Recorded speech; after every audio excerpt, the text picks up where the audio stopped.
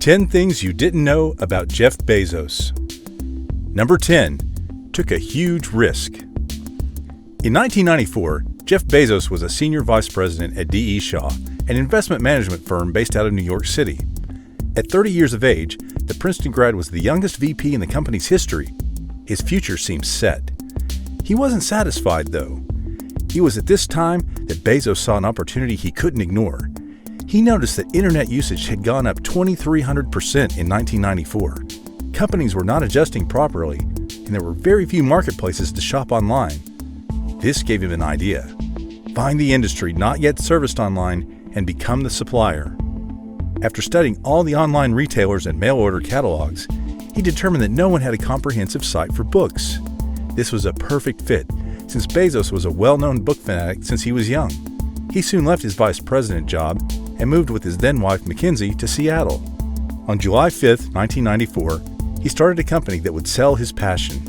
His parents put almost $250,000 into Amazon in 1995. Miguel Mike Bezos, Jeff's adoptive father, recalled that it was a huge gamble at the time. Obviously, it paid off. Number 9. Football captain.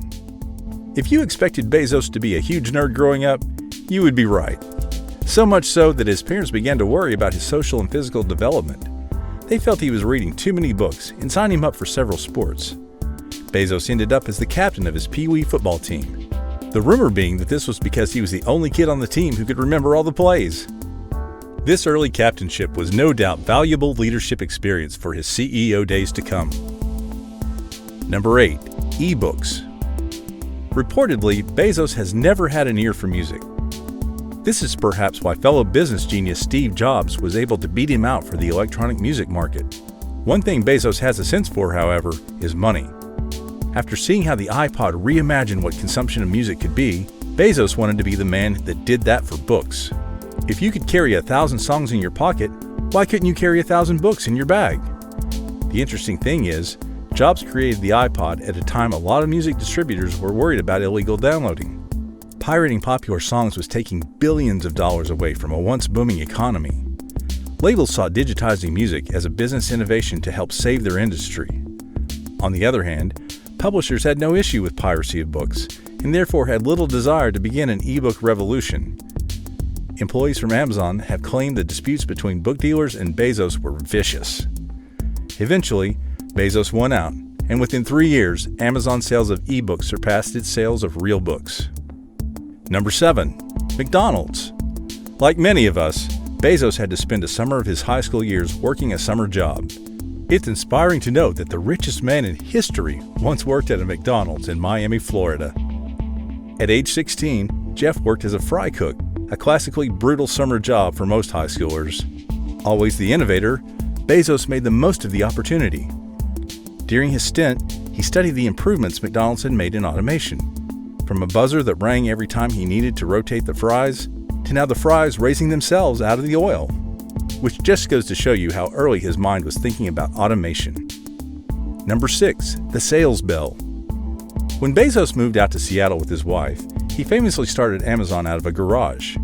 He had chosen Seattle to be closer to book publishers and computer coding talent. When you're starting a company, it's important to celebrate the tiny victories at work. Anything to show you and your employees are progressing forward in your new world. For this venture, in order to physically actualize the sound of success, Bezos had a bell installed in the offices that would ding every time they made a sale. However, despite its modest garage beginnings, Amazon took off quicker than most companies.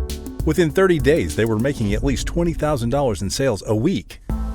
Due to overuse and general annoyance, the bell was eventually taken down. Number 5. Apollo 11. When Bezos was a kid, he always wanted to be an astronaut. A long-term goal of his, one that is still very much alive, is to provide housing, hotels, and amusement parks in space. In 2000, he started a private aerospace company known as Blue Origin. He was inspired to create it after watching the rocketry biopic October Sky. The company, which formed before Elon Musk's SpaceX, manufactures and tests space rockets and paraphernalia. Bezos' big dream for Blue Origin is that it will help evacuate Earth, thereby preserving it while humans live in space. Whether this goal becomes achievable for him or not, Bezos has already had a significant hand in space history, especially when it comes to its antiques. In July of 2013, a deep-sea mission came across and was able to salvage two 1960s-era F-1 rocket engines sunk inside the Atlantic Ocean. Although they were not able to determine the origin of the rocket engines immediately, researchers later discovered that they were in fact the very same F-1 rockets that took Neil Armstrong, Buzz Aldrin, and Michael Collins to the moon on the Apollo 11 mission. Amazingly, they had not been recovered before. It seems NASA was too busy celebrating the victory to recover the puppies that brought them there. Luckily, Bezos was able to help out 50 years later. Number 4. A search engine. In 1998, 4 years into the creation of Amazon, the company acquired the delivery service Jumbly. Jumbly ultimately didn't pan out, but it did lead Bezos to developer Ram Shriram. Ram himself had been advising two young Stanford students who had plans to revitalize the way people search the web. Those students were Larry Page and Sergey Brin. Upon request, Shriram introduced Bezos to the two. When Jeff saw the Google platform, he was impressed enough to reportedly invest $250,000 at 4 cents a share. Google founders Larry Page and Sergey Brin recall Bezos being extremely helpful with their business in early meetings from there out. His investment of time and energy certainly paid off, though. At the time of Google's initial public offering in 2004, Bezos owned about 3 million shares of Google. It's unknown whether he still holds the shares, but they would be worth several billion dollars today. Number 3. No profits. Patience is a virtue, but there is nothing quite as high stakes as long-term patience. When Bezos drew up his business plan for Amazon, he was not even supposed to turn a profit for 4 to 5 years. That is really believing in your plan, especially when the well-being of your employees depends on it. This was a typical case of spending money to make money. Even though Amazon was bringing in plenty of sales, they were only skimming a little off the top as middlemen. Every time they made money, Bezos would pour it into other avenues for the business. The workplace at Amazon has been understandably stressful using these methods and lost many employees. Some ex-employees even claim to have nightmares and PTSD caused from the stress of the environment.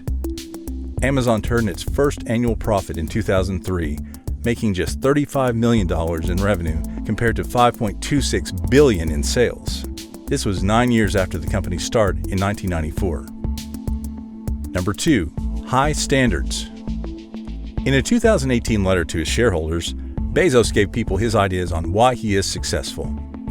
He attributed a large part of his success at Amazon to having high standards. Bezos thinks that giving yourself higher standards than your customers expect is not only teachable for workers, it's also contagious. When workers see fellow employees with high standards, they will naturally raise their own. He admits that even he has struggled. Although he felt he had great standards on invention, customer care, and talent assessment, he struggled with operational issues. By raising his own standards in that department, the rest of the company was able to rise with him. The final thing he notes with high standards is that it takes a while to execute them. He used the example of learning how to do handstands as a standard. Most people think they can do them in 2 weeks, but actually it takes almost 6 months to perfect them. If you want to do handstands, you have to push through and discipline yourself all 6 months without giving up. Number 1. Biological father. On January 12, 1964, Jeffrey Preston Jorgensen was born to Jorgensen and Jacqueline Guise in Albuquerque, New Mexico, while the two of them were still in high school. Their marriage lasted only 17 months. John was a high-wire unicyclist who worked for too little pay to support Jacqueline and Jeff. Eventually, he left the family to pursue a career in Hollywood. He made it as far as to audition for The Ed Sullivan Show, but he did not succeed as an entertainer. He only later learned of his son's success, by which point Bezos was already worth $25 billion. Since then, Bezos has become the first person to have a net worth over $100 billion, and reportedly had a peak worth of around $160 billion prior to his divorce. Money isn't the reason Bezos doesn't care much about the subject of his biological father, however. Bezos feels he found his true father in another man. In an interview, he revealed that he considers his father to be Miguel Bezos, a Cuban immigrant who married his mother when he was around 4 years of age. Thanks for watching. If you like this video, please give it a thumbs up and then check out this next video. Until next time,